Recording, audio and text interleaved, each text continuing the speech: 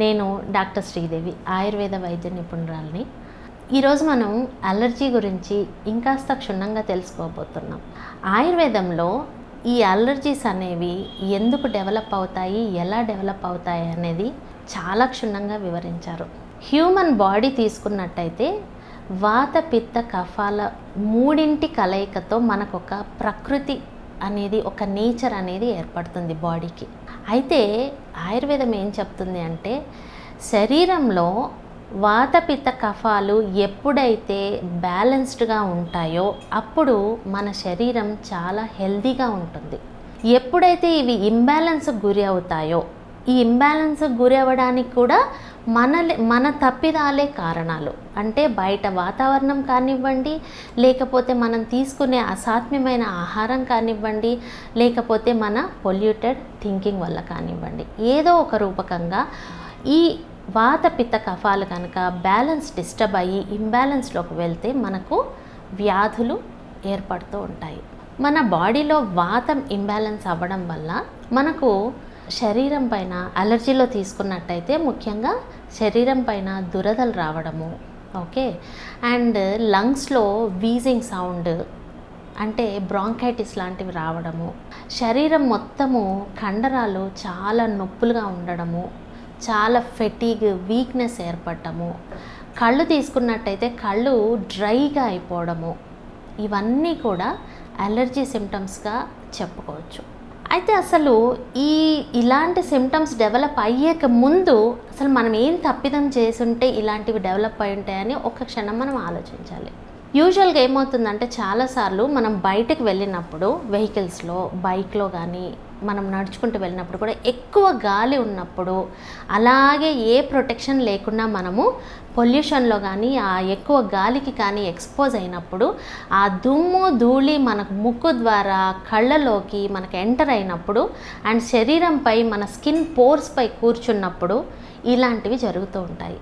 ఇలాంటప్పుడు వాతము ఇంబ్యాలెన్స్ జరగడము, అలాగే ఆహారంలో కూడా తీసుకున్నట్టయితే మనము ఎక్కువ ఫ్రైడ్ ఐటమ్స్, డ్రై ఐటమ్స్ తీసుకోవడం వల్ల అండ్ మనకు తెలుసో తెలియకో నీళ్లు సరిగా తాగకపోవడం వల్ల శరీరం లోపలంతా డ్రై అయిపోయి మనకు వాతము ఇంబ్యాలెన్స్ జరుగుతూ ఉంటుంది. ఇలా జరిగినప్పుడు ఈ సిమ్టమ్స్ అన్నీ కూడా తీవ్ర రూపం దాల్చి మనకు అలర్జీ రూపకంగా కనిపిస్తూ ఉంటాయి. అయితే ఇలాంటప్పుడు మనం ఎలాంటి జాగ్రత్తలు తీసుకోవాలి? యూజువల్గా మనము బయటకు వెళ్ళినప్పుడు మనము ఫేస్ కవర్ చేసుకోవడము, లేకపోతే కళ్ళకు కళ్ళజోడు పెట్టుకొని కళ్ళు ప్రొటెక్ట్ చేసుకోవడము, ముక్కుకు మాస్క్ వేసుకోవడము, ఇలాంటివి చేస్తూ ఉంటే మనము గాలి ద్వారా, దుమ్ము ద్వారా వచ్చే వాటిని చాలా మటుకు మనము ప్రివెంట్ చేసుకోగలుగుతాము. అండ్ బయటికి వెళ్ళి రాగానే ఇలాంటి పొల్యూషన్ ప్లేస్లోకి వెళ్ళొచ్చాక ఖచ్చితంగా మనము బాడీ ఎక్స్పోజ్ అయిన ప్లేసెస్లో మొత్తము నీట్గా వాష్ చేసుకోవడము, ఇలాంటివి మనకు చిన్న చిన్న లైఫ్ స్టైల్ చేంజెస్. ఇదే కాకుండా మనము అప్పుడప్పుడు, అంటే ఈ వాతం వల్ల ఏర్పడినటువంటి ఇలాంటి వాటికి అప్పుడప్పుడు ఆయిల్తో బాడీ మసాజ్ చేసుకోవడం, స్టీమ్ తీసుకోవడము, ఇలాంటివి చేస్తూ ఉంటే మంచిగా బ్లడ్ సర్క్యులేషన్ జరిగి ఈ వాతం వల్ల ఏర్పడ్డటువంటి ఆ డ్రైనెస్ కాస్త అంతరించిపోయి మనకు హెల్దీ సిచ్యువేషన్లోకి మనం వెళ్తాం. కాకపోతే అలర్జీని మనము 90% ఈ రకంగా చేస్తే 90% వరకు మనము అలర్జీలని అరికట్టవచ్చు. ఇదే కాకుండా ఆహారంలో తీసుకున్నట్టయితే హెల్దీ డైట్, మనము చాలాసార్లు వింటుంటాం బ్యాలెన్స్డ్ డైట్ తీసుకోవాలి అని. ముఖ్యంగా ఈ వాత ప్రకృతి ఉన్నవాళ్ళు ఏ ఆహారమైనా కూడా కాస్తంత నెయ్యి, కాస్తంత నువ్వుల నూనెతో చేసినటువంటి పదార్థాలు తీసుకుంటే చాలా మంచిది వాత ప్రకృతి వాళ్ళకు. అలాగే ప్రతి ఒక్కరూ కూడా రోజు 3 లీటర్ల నీళ్లు తీసుకోవడం మర్చిపోకండి. ఎందుకంటే మనము ఇల్లు క్లీన్ చేయడానికి నీళ్ళు ఎంత అవసరమో, ఏదైనా క్లీన్ చేయాలంటే, అలాగే శరీరంలో కూడా మన లోపల టాక్సిన్స్ పేరుకోకుండా ఉండాలి అని అంటే ఖచ్చితంగా నీళ్ళు అనేది ఎంతో అవసరం మన మెటబాలిక్ సిస్టమ్కు. ఈ వాత ఇంబ్యాలెన్స్ వల్ల వచ్చే అలర్జీలకు మనము చిన్న చిన్న చిట్కాల రూపంలో నివృత్తి చేసుకుందాం. ఒకటి, అశ్వగంధ చూర్ణం. మన ఇమ్యూనిటీని బూస్ట్ చేసుకోవడానికి అశ్వగంధ ఎంతో ఉపయోగపడుతుంది. ఈ అశ్వగంధ అనేది మనకు ఈరోజు రేపు మార్కెట్లో క్యాప్సూల్స్ రూపకంగా, చూర్ణం రూపకంగా, అశ్వగంధ లేహ్యం రూపకంగా మనకు లభిస్తూ ఉంది. ఏ రూపకంగా అయినా మీరు తీసుకుంటే మీకు ఎంతో మేలు చేస్తుంది. ఇదే కాకుండా త్రిఫల చూర్ణం అందరికీ తెలిసిన విషయం. ఇది రోజు ఉదయం ఒక అర చెంచా నుండి 3/4 చెంచా వరకు మీరు చూర్ణం తీసుకొని దాంట్లో తేనె కలిపి నాలుకపై చప్పరిస్తూ తినడము ఎంతో ఉపయోగకరంగా ఉంటుంది. అలాగే మీ ఆహారంలో నెయ్యిని వాడండి. రోజు 1-2 చెంచాల నెయ్యి ఎటువంటి హాని చేయదు. మీ వాతాన్ని తగ్గించడానికి ఎంతో ఉపయోగకరంగా ఉంటుంది.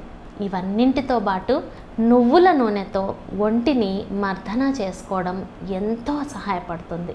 సో ఇవన్నింటినీ చిన్న ఈ చిట్కాలను మీరు ఉపయోగిస్తూ మీ అలర్జీస్ని మ్యాక్సిమం తగ్గించుకునే ప్రయత్నంలో ఈ చిట్కాలను మీరు తప్పక ఉపయోగించండి. రెండవది, పిత్తము ఇంబ్యాలెన్స్ అవ్వడం వల్ల వచ్చే అలర్జిక్ సిమ్టమ్స్.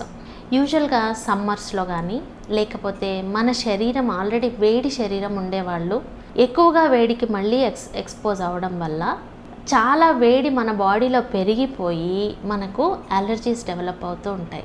ఈ పిత్త ఇంబ్యాలెన్స్ వల్ల వచ్చే అలర్జీస్ ఎలా ఉంటాయంటే కళ్ళు ఎర్రగా అయిపోయి మంటలు పుట్టడం, అండ్ శరీరంపై కూడా దద్దుర్లు, మామూలుగా దురదతో పాటు మంటలు పోట్లు ఉండడం, అలాగే యూరిన్ కూడా మంటగా రావడం, కొన్నిసార్లు ఆహారంలో ఏమైనా తేడాల వల్ల పడకపోవడం వల్ల వామిటింగ్స్ అయిపోవడం, కడుపులో బర్నింగ్ సెన్సేషన్ రావడం. ఇదే కాకుండా స్కిన్ పైన తీసుకున్నట్టయితే అలర్జిక్ డర్మటైటిస్, బాగా దురదలతో కూడి మంటతో కూడినటువంటి ప్రాబ్లం. ఇలా రకరకాలుగా వేడికి సంబంధించి మంటలు పోట్లకు సంబంధించిన ఎన్నో సిమ్టమ్స్ మనకు బాడీలో కనిపిస్తూ ఉంటాయి.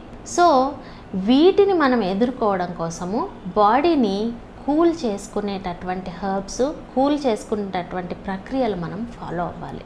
దీనికి మనము ఎలాంటి ఆహార విహారాలు పాటించాలంటే, వేడి చేసేటటువంటివి, బాగా కారం ఉన్నటువంటివి, మసాలాలు ఉన్నటువంటి ఆహార పదార్థాలను తగ్గించి మనకు చలువ చేసేటటువంటి ఆహార పదార్థాలను తీసుకోవడం చాలా ఉత్తమం.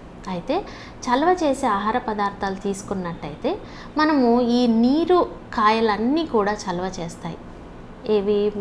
సొరకాయ, పొట్లకాయ, బీరకాయ, ఇలాంటి ఆహార పదార్థాలను మనం ఇంక్లూడ్ చేసుకోవాలి. అదే కాకుండా ధనియాలు, రోజు గనక ఇలాంటి అలర్జీ ఉన్నవాళ్ళు రోజు ఉదయాన పరిగడుపున కాస్తంత ధనియాలు కషాయంగా చేసుకొని దాన్ని టీలాగా కనుక తాగినట్టయితే బాడీ చల్లగా అవుతుంది. ఇదే కాకుండా మనము రోజు బార్లీని గంజి రూపంలో తీసుకొని బార్లీ గంజి తాగుతూ ఉన్నట్టయితే చాలా మటుకు బాడీ కూల్ అవుతూ వస్తూ ఉంటుంది. సో ఇలాంటివి తీసుకోవడం వల్ల మనము లోపలి నుండే మన శరీరాన్ని చల్లదనానికి అలవాటు చేస్తున్నాం.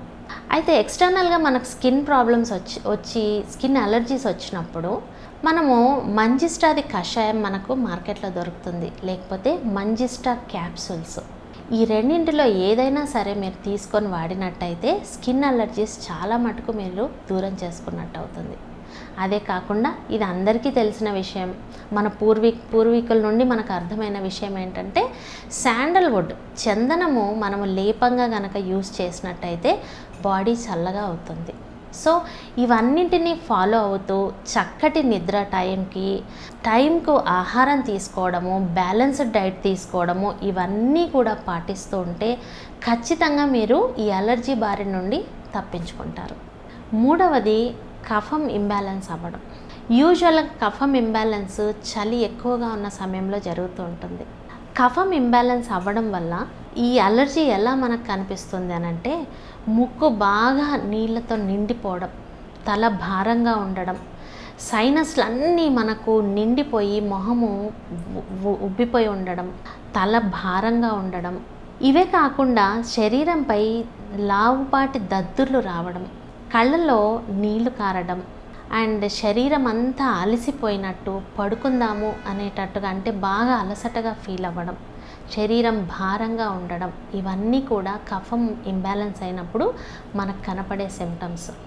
ఇది ఎలా జరుగుతుంది అని అంటే, మనము చలికాలమును ఎలాంటి ప్రొటెక్షన్ లేకుండా గాలికి చలికి ఎక్స్పోజ్ అవ్వడము, ఆ గాలికి చలికి ఎక్స్పోజ్ అయినప్పుడు ఆ పొల్యూషన్ని మన బాడీలోకి ఎంటర్ అయిపోతూ ఉంటుంది.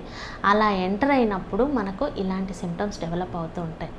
అయితే అందరికీ తెలిసిందే, ముక్కు దిబ్బడ ఇవన్నీ ఉన్నప్పుడు మనం ఏం చేస్తాం, మొదట మనము ఆవిరి తీసుకుంటాం కదా. ఆవిరిలో మనం పసుపు కానీ, లేకపోతే మనకు బయట ఇప్పుడు చాలా ఆవిరి పట్టడానికి చాలా ఆయిల్స్ మనకు లభ్యమవుతూ ఉన్నాయి. యూకలిప్టస్ ఆయిల్ కానీ, ఇలాంటి ఆయిల్స్ని మనం దాంట్లో వేసుకొని ఆవిరి పడితే చాలా మటుకు మనకు లోపల ఉన్నటువంటి కఫం అంతా బయటకు వస్తుంది. ఇదే కాకుండా ఆహారంలో తీసుకున్నట్టయితే వేడి ఆహారం తీసుకోవడము.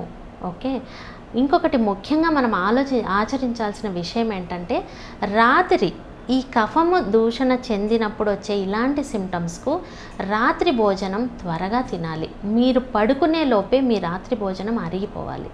అండ్ రాత్రిపూట మనము మిల్క్కి సంబంధించిన డైరీ ప్రోడక్ట్స్ ఏవి తీసుకోకూడదు. పాలు కనుక ఇలాంటి స్థితిలో యూజువల్గా మనకు పాలల్లో పసుపు వేసుకొని తాగితే జలుబు తగ్గుతుంది అంటారు, నిజమే. కానీ అది మరీ మనం పడుకునే ముందు తీసుకున్నట్టయితే పసుపు వల్ల వచ్చే మేలు కంటే కూడా పాల వల్ల మన కఫము ఉధృతి చెంది ఇంకా జలుబు ఎక్కువయ్యే అవకాశం ఉంటుంది. సో చాలా చిట్కాలు ఉంటాయి మనకు ఆయుర్వేదంలో, కానీ ఏ చిట్కా ఏ సమయంలో వాటిని మనం యూజ్ చేయాలనేది చాలా ఇంపార్టెంట్.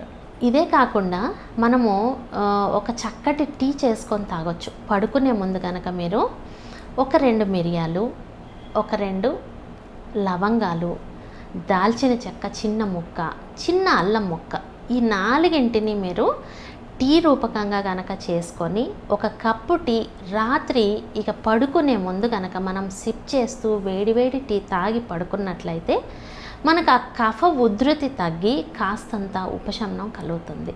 ముఖ్యంగా ఇది నేజల్ అలర్జీస్కి చెప్తున్నాను, ఎందుకంటే కఫం ఇంబ్యాలెన్స్ అయినప్పుడు ముక్కు వల్ల వచ్చే అలర్జీసే ఎక్కువగా చూస్తుంటాము స్కిన్ కంటే కూడాను.